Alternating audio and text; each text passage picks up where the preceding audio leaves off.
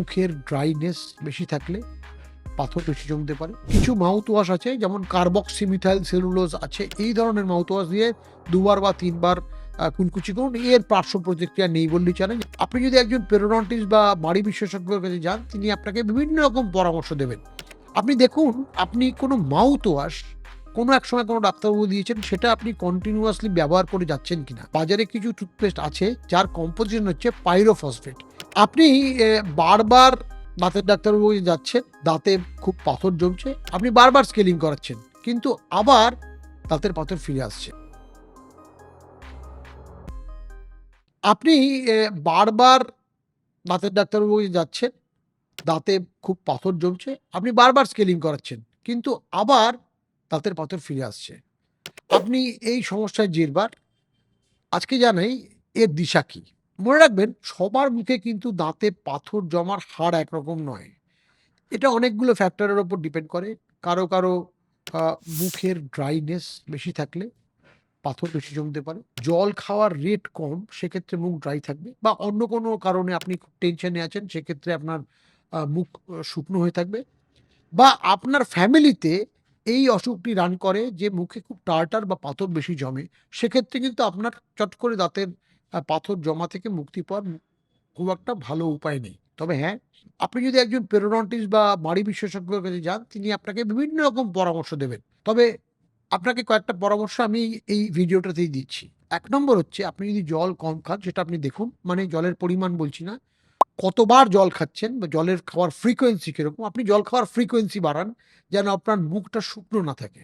যদি আপনার মুখ লং টার্ম শুকনো থাকে, তাহলে কিছু মাউথ ওয়াশ আছে যেমন কার্বক্সিমিথাইল সেলুলোজ আছে, এই ধরনের মাউথ ওয়াশ দিয়ে ২ বার বা ৩ বার কুলকুচি করুন। এর পার্শ্ব প্রতিক্রিয়া নেই বললেই চলে, যেন আপনার মুখটা ময়েস্ট বা ভিজে থাকে। যদি ভিজে থাকে, সেক্ষেত্রে কিন্তু আপনার দাঁতে পাথর তৈরি হওয়ার রেট কমে যাবে। আপনি দেখুন, আপনি কোনো মাউথ ওয়াশ কোনো এক সময় কোনো ডাক্তারবাবু দিয়েছেন, সেটা আপনি কন্টিনিউয়াসলি ব্যবহার করে যাচ্ছেন কিনা। যদি আপনি এটা এরকম করেন, এক্ষুনি বন্ধ করুন। কারণ বাজার চলতি বেশ কিছু মাউথ ওয়াশ আছে, যার পার্শ্ব প্রতিক্রিয়া হিসাবে দাঁতে পাথর জমার অসুবিধা হতে পারে। এটা আপনি হয়তো জানেন না, আপনাদের সেটা জানা না। আর এরপরেও যদি এরকম হয় যে আপনার আ পাথর জমার সমস্যা কমছে না, সেক্ষেত্রে আপনি টুথপেস্ট চেঞ্জ করে দিতে পারেন। আমি সাধারণত কোনো টুথপেস্ট দিয়েই মাজার জন্য খুব একটা পক্ষপাতী নই, এবং খুব একটা টুথপেস্টের ব্যাপারে বলিও না। তবে আজকে আপনাদের জানাচ্ছি, যদি আপনার টুথপেস্ট আপনি মনেই করেন যে টুথপেস্ট দিয়ে আপনি কিছু কমাতে পারেন কিনা, হ্যাঁ, বাজারে কিছু টুথপেস্ট আছে যার কম্পোজিশন হচ্ছে পাইরোফসফেট।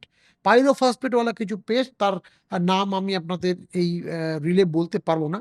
কিন্তু এরকম পাওয়া যায়। বিভিন্ন ই-কমার্স সাইটেও পাওয়া যায়।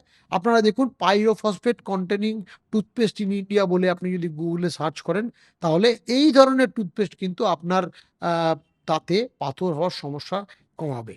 এছাড়াও মনে রাখবেন, যদি আপনার পাথর হওয়ার সমস্যা কম বারবার হতে থাকে, সেক্ষেত্রে আপনি বছরে ২ বার স্কেলিং করাতেই পারেন। অতএব মনে রাখবেন, ফর্মুলা নাম্বার ১, বারে জল খান। ফর্মুলা নাম্বার ২, যদি জল খেয়েও আপনার মুখের ভিতরে শুকনো ভাব থাকে, তাহলে কার্বক্সিমিথাইল সেলুলোজ সমন্বিত কোনো একটি মাউথওয়াশ ব্যবহার করুন দিনে ২ বার বা ৩ বার। এতে মুখ ভিজে থাকবে। আপনার দিনে ২ বার ব্রাশ করার সঙ্গে টুথপেস্টটি চেঞ্জ করতে পারেন। যেখানে পাইরোফসফেট আছে, এরকম কোনো টুথপেস্ট ব্যবহার করতে পারেন। এছাড়া যেটা করবেন, একটা খুব ইম্পোর্টেন্ট কথা লাস্ট বলছি, যদি আপনার এরকম হয় যে আপনার ফ্যামিলিতে পাথর জমার সমস্যা আছে, এবং আপনি ঘুমের সময় মুখ হা করে ঘুমোচ্ছেন, যেটা আপনি আপনার ফ্যামিলি মেম্বারকে বলতেও পারেন, সেক্ষেত্রেও আপনার মুখ ড্রাই হবে এবং মুখে ঘন পাথর জমবে। সেরকম হলে একজন দাঁতের ডাক্তারবাবু বা একজন পেরোডন্টিস্টকে দেখাতে পারেন, বা সেক্ষেত্রে দেখতে হবে যে আপনার মুখ কেন আ হা করে আপনি ঘুমোচ্ছেন। সেটা সলভ করলেও কিন্তু বারে পাথর জমার সমস্যা থেকে আপনি রেহাই পাবেন। অতএব বারে স্কেলিং করিয়ে যদি পাথর আপনার কন্টিনিউয়াসলি জমতে থাকে, আপনি এই সমস্যার সম্মুখীন হন। যে পদ্ধতিগুলো বললাম, এইগুলো করলে নিশ্চয়ই আপনি এই সমস্যাকে অনেক ক্ষেত্রেই কমাতে পারবেন।